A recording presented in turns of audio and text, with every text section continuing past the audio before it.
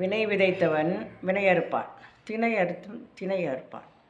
எதை நம்ம விதைக்கிறோமோ, நம்ம நல்ல நெல், நல்ல முத்திய நெல்லோ இல்லை விதைங்களோ நல்லா காய வச்சு நல்ல விதையாக பார்த்து போட்டோம்னா அது நல்லதாக முளையும். அதே சொத்தை கொஞ்சம் பூச்சி அந்த மாதிரி போட்டோம்னா என்ன வரும்? நல்ல விதையாக. இதை தான் சொன்னாங்க. நல்லதை எதை நம்ம விதைக்கிறோமோ அதே போல் நம்ம பிள்ளைங்களுக்கோ மற்றதுக்கோ நம்ம பேசுகிறவங்க கிட்டேயோ நல்லதை பற்றி பேசினாலோ நல்லதை பற்றி சொன்னாலோ நல்லதையே நம்ம எது பண்ணாலும் அதுதான் நல்லதே நடக்கும்.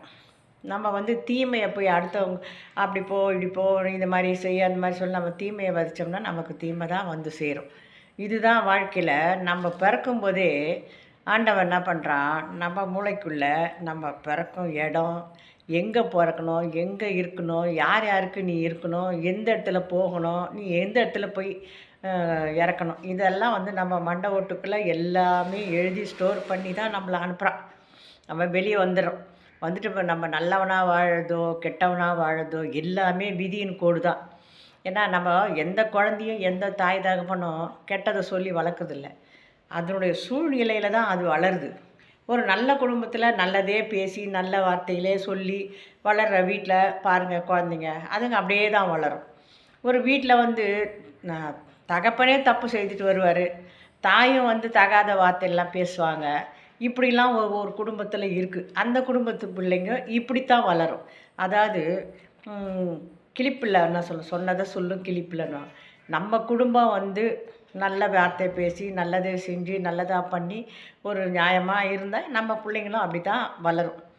அதுதான் வினை விதைச்சா வினை இருப்பான், தினை விதை தினை இருப்பான். நம்ம நல்லதே நினைக்கணும், நல்லதே செய்யணும். நம்ம விதி அவன் இப்படித்தான் வாழணும், நான் நல்லதே செய்கிறேன், நல்லதே பண்ணுறேன், 4 பேருக்கு தர்மம் பண்ணுறேன், ஆனால் எனக்கு மட்டும் நல்லதெல்லாம் நடக்கவே மாட்டுது, ஏன் இப்படியே இருக்குது அப்படின்னு சில பேர் கேட்குறாங்க இல்லையா. சில பேர் அநியாயம் செய்வான், அட்டூழியம் பண்ணுவான், கொள்ளையடிப்பான், எப்படியோ சம்பாதிச்சு மாடி மேலே மாடி கட்டிக்கிட்டே போயிடுவான். நல்லா வசதியாக வாய்ப்போடு நல்லா இருப்பான். அவங்கெல்லாம் நல்லா தானே இருக்காங்க, நம்ம ஏன் இப்படி இருக்கிறோம், நமக்கு மட்டும்தான் இப்படி இருக்குது. அதுதான் தப்பு. ஏன்னா அவன் வளரலாம், அநியாயம் பண்ண சம்பளத்தில் வளர்ந்துருக்கலாம், ஆனால் ஒரு நாளைக்கு அவன் ஜெயிக்க போகிறதில்ல, ஒரு நாளைக்கு அவன் கீழே விழுவான். இப்படியே போகாது வாழ்க்கை. ஒரு நாளைக்கு கீழே விழும்போது விழுந்தானா அவன் எழுந்துக்க மாட்டான். ஆனால் அதே நல்லது செய்கிறவன் எவ்வளோ பெரிய பிரச்சனை வந்தாலும் எவ்வளோ பெரிய இது வந்தாலும் அது பனி போல் அவனுக்கு விலைக்கு கொடுக்கும். அந்த நீ செய்கிற நல்லது தான தர்மம் இறைவன் உன் கூட துணையாக இருப்பான். நம்ம இல்லறத்தில் நான் தர்மம் காத்து எவன் பத்தம் வாழணும்னா அவனுக்கு இறைவன் கண்டிப்பாக கூட துணையாக இருப்பார். அவரை விட்டு ஒரு நாளும் விலகவே மாட்டார். நம்ம நினைக்கலாம் திடீர்னு ஒரு நேரத்தில் நம்ம ரொம்ப அவசர காலத்தில் நமக்கு எவ்வளோ உதவி செய்வாங்க. சில பேர் செய்வாங்க, தானாக செய்வாங்க, கூடவே துணையாக இருப்பாங்க. அப்போ நம்ம என்ன நினைப்போம், நான் என்ன புண்ணியம் பண்ணணும், இவன் எனக்கு நண்பனாக கிடைச்சான், இவன் எனக்கு பிள்ளையாக கிடைச்சான், என்னை எவ்வளோ பார்த்துக்கிறாங்க, எனக்கு எவ்வளோ செய்கிறாங்க, இதெல்லாம் நான் முன் ஜென்மத்தில் கொடுத்து வச்ச புண்ணியம் அப்படின்னு நம்மளே சொல்லிக்குவோம்.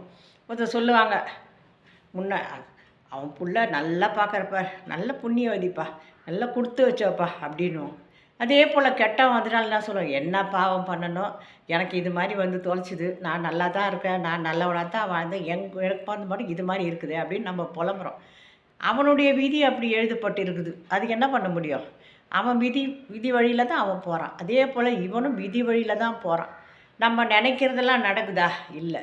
நம்ம நினைக்கிறதெல்லாம் நடந்துட்டால் நம்ம தெய்வத்தையே கையெடுத்து கும்பிட போகிறதில்ல. ஏன்னா நமக்கு தான் நினைச்சோன்னே எல்லாம் நடந்து போகுது. அப்போ நம்ம ஏன் கோயிலுக்கு போகிறோம், நம்ம ஏன் தெய்வத்தை, நமக்கு ஒரு வறுமையோ ஒரு கஷ்டமோ வரும்போது தான் கடவுள்கிட்ட எப்பா நான் உனக்கு இதை செய்கிறேன் அதை செய்கிறேன், என்னுடைய கஷ்டத்தை போக்கு, எனக்கு நில்லுன்னு சொல்லி தெய்வத்துக்கிட்ட போய் வேண்டுறோம், போய் சுற்றின்னு வரோம், கோயிலுக்கு டெய்லி போகிறோம், விளக்கேற்றுறோம், சாமி கும்பிட்றோம், பரிகாரம்லாம் பண்ணுறோம். நமக்கு துன்பமோ கஷ்டமோ வரலன்னா நம்ம கடவுளை நினைக்க போகிறதே இல்லை.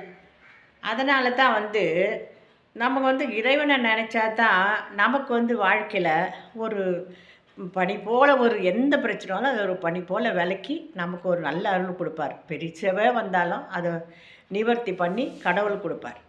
விதியின் விதி 3/4 பங்கு தான், கடவுளுடைய இதுதான் 1/4 பங்கு தான். இந்த விதி நீட ஆட்டத்துக்கிட்ட நம்ம ஒன்றுமே பண்ண முடியாது. இதுதான் விதின்னா நம்ம என்ன பண்ண முடியும்? அதன் வழியில் நம்ம போய் தான் ஆகணும். நம்ம ஒரு இடத்துல நம்ம நினைப்போம், இந்த வீட்டில் இருக்கிறோம்ப்பா, இதுதான் நமக்கு சாஸ்வதம், இது நம்மளது தான், நம்ம வந்து பார்த்தது இப்போ இது பண்ணது நம்ம நினைக்கிறோம். ஆனால் நம்ம அந்த வீட்டை விட்டு போக வேண்டிய நேரம் வரும்போது கண்டிப்பாக போய் தான் ஆகும். இதுதான் விதி. இந்த விதியினுடைய ப இதுலேருந்து தப்பிக்க போகிற எவனும் கிடையாது. ஆனால் வந்து நான் ஜெயிச்சிட்டேன் என்னை வந்து இனிமேல் ஒன்றும் இல்லைப்பா, நான் எல்லாத்துலேயும் செத்துட்டுப்பேன், அந்த மாதிரி யாருமே கிடையாது.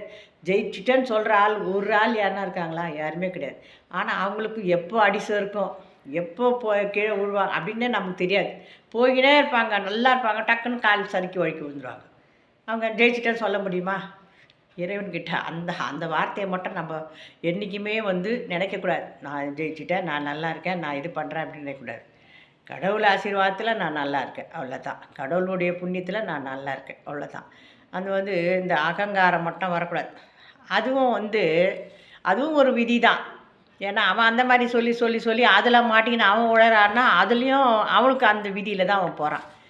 நம்மளுடைய இந்த விதி பங்குது முக்கால்வாசி எல்லாமே என்னென்ன எந்தெந்த காலத்தில் யார் யாருக்கு என்னென்ன நடக்கணும்.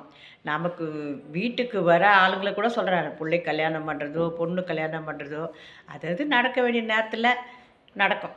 நீ என்ன தான் உருண்டு பிறண்டு என்ன தான் பண்ணாலும் நடக்கும்போது தான் நடக்கும். அது நம்ம நினைக்கலாம், அடாடா இன்றைக்கி போனால் ஒரே வாரத்தில் எல்லாம் முடிச்சிடலாம், நம்மக்கிட்ட தான் எல்லாமே இருக்க கையில், பணம் இருக்குது, வீடு இருக்குது, இடம் இருக்குது, எல்லாமே இருக்குது. ஒரு இடம் வாங்கினோமா சரி முடிச்சிடலாம், அதில் 1008 வில்லங்கம் இருக்கும். ஏதோ ஒன்று முடிக்கலாம். எது நினச்சாலும் அதில் ஒரு விதியினுடைய பங்களிப்பு இருந்தால் தான் நம்மளால் முடியும், இல்லைன்னா நம்மளால் முடியாது. நம்ம இந்த நாட்டுக்கு ராஜாவாக ஆகணுன்னாலும் அது ஒரு விதியினுடைய இதுதான். நம்மளுடைய பங்கு அதில் 1/4 பங்கு தான் நம்மளுடைய பங்கு, மற்றதெல்லாம் விதியினுடைய கட்டமைப்பு தான். இந்த நிகழ்ச்சி உங்களுக்கு பிடிச்சிருந்தா லைக் பண்ணுங்கள், ஷேர் பண்ணுங்கள், சப்ஸ்கிரைபும் பண்ணுங்கள். மீண்டும் அடுத்த பதிவில் சந்திக்கிறேன். நன்றி, வணக்கம்.